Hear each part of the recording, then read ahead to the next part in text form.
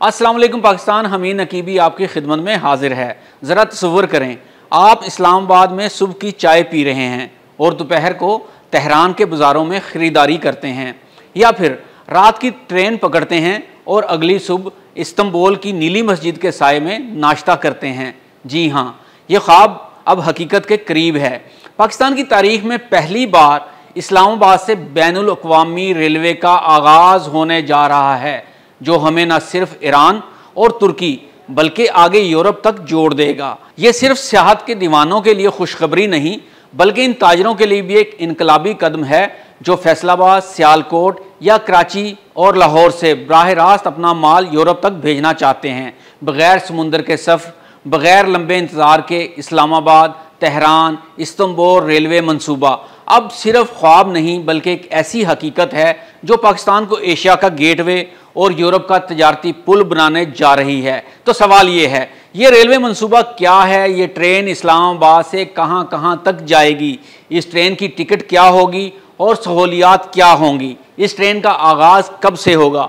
लाहौर, कराची, फैसलाबाद और सियालकोट के ताजर और सनतकार इस मंसूबे से कैसे फ़ायदा उठा सकते हैं? क्या भारत और अमेरिका जैसे ममालिक इस मंसूबे से परेशान होंगे? अगर हाँ, तो क्यों? ये मंसूबा एक बैनुल अक़वामी रेलवे कॉरिडोर है जिसका मकसद इस्लामाबाद, तेहरान और इस्तंबुल को रेल के ज़रिए जोड़ना है। ये तकरीबन 6500 किलोमीटर तवील रास्ता है जिसके ज़रिए तिजारत, ट्रांजिट और सामान की नकलो हरकत में नुमाया तेज़ी आएगी। इस मंसूबे की पहली तजवीज़ 2010 में सामने आई थी। अब ईरानी सदर ने अपने हालिया पाकिस्तान के दौरे में इसे रीलॉन्च करने का इशारा दे दिया है। अगर आप इन लोगों में से हैं जिन्हें नई जगहों, मुख्तलिफ तहजीबों और सकाफतों के करीब से देखने का शौक है, तो ये ट्रेन का सफ़र आपके लिए किसी ख्वाब से कम नहीं। सोचिए, आप पाकिस्तान से रवाना हों और सफ़र करते करते ईरान की पहाड़ी वादियों, तुर्की के तारीखी शहर और यूरोप के दरवाजे तक जा पहुँचें, वो भी ज़मीनी रास्ते पर, हर मंजर को खिड़की से देखते हुए। ये सफ़र ना सिर्फ आरामदेह होगा बल्कि हवाई सफ़र से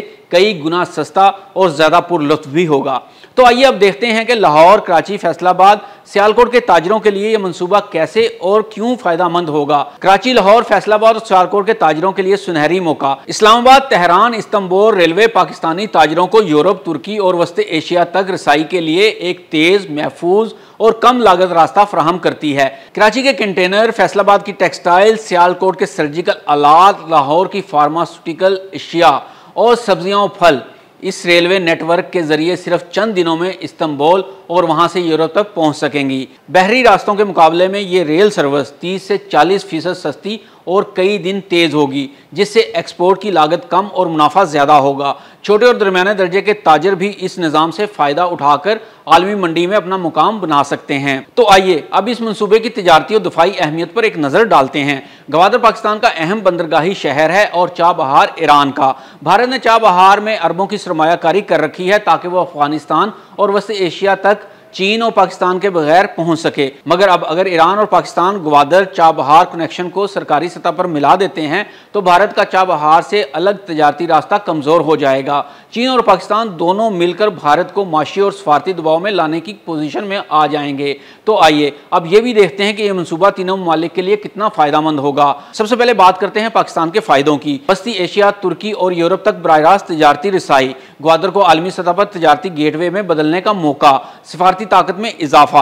अब एक नजर डालते हैं कि ईरान के लिए क्या फायदे होंगे। अमरीकी पाबंदियों के बावजूद ट्रांजिट आमदन का नया जरिया, चीन और पाकिस्तान से करीबी मुआशी इत्तेहाद। अब तुर्की के लिए क्या फायदे होंगे, इस पर एक नजर डाल लेते हैं। मशरकी एशिया से बराह रास्त सामान की आमदोरफ्त, यूरोप को एशिया से जोड़ने में कलीदी किरदार। अगर हम तज्जियाती पहलुओं की बात करें तो ये भारत के लिए बहुत बड़ा खतरा है। भारत चाबहार के जरिए अफगानिस्तान और रूस तक पहुंचने की कोशिश कर रहा था, लेकिन अगर ईरान ग्वादर को तरजीह देता है तो भारत का मंसूबा नाकाम हो सकता है। इसके अलावा पाकिस्तान, ईरान, चीन और तुर्की का बढ़ता हुआ इत्तेहाद जनूबी एशिया में नई ताकत की मुसल्लस कायम कर सकता है। यहाँ ये बात भी काबिल जिक्र है कि क्या चीन भी इसमें शामिल है? जी हाँ, ग्वादर चूंकि China Pakistan economic corridor CPEC का हिस्सा है, इसलिए यह मंसूबा चीन के BRI से मुकम्मल तौर पर हम आहंग है। चीन के लिए यह मंसूबा यूरोप तक ज़मीनी रसाई का नया मौका है, बगैर किसी बहरी रुकावट या अमरीकी नेवी के असर के बगैर। तो आइए जानते हैं कि इस ट्रेन का टिकट कितना होगा।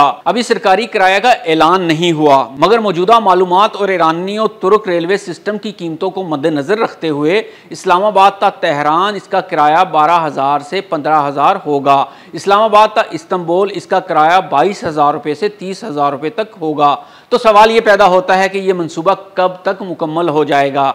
ये सब कुछ पाकिस्तान और ईरान के ताल्लुकात की नोयत, मालियाती इदारों की सपोर्ट और भारतीय और अमरीकी मज़ाहमत पर मुनहसर है। लेकिन अगर ये मनसूबा 2026 से 27 तक जुज़वी तौर पर फ़ाल हो जाए तो पाकिस्तान खित्ते की सबसे अहम ट्रांजिट स्टेट बन सकता है। नाजरीन, ईरान का चाबहार और पाकिस्तान का गवादर, अगर ये दोनों हाथ मिला लें और रेल के ज़रिए तुर्की, ईरान और चीन जुड़ जाएँ तो ये दुनिया की माशी समत तब्दील कर सकता है। ये सिर्फ रेलवे लाइन नहीं बल्कि एक सफारती धमाका है जो भारत, अमेरिका और मगरिब को परेशान कर सकता है। तो आपके ख्याल में क्या पाकिस्तान इस सफारती चाल में कामयाब हो पाएगा?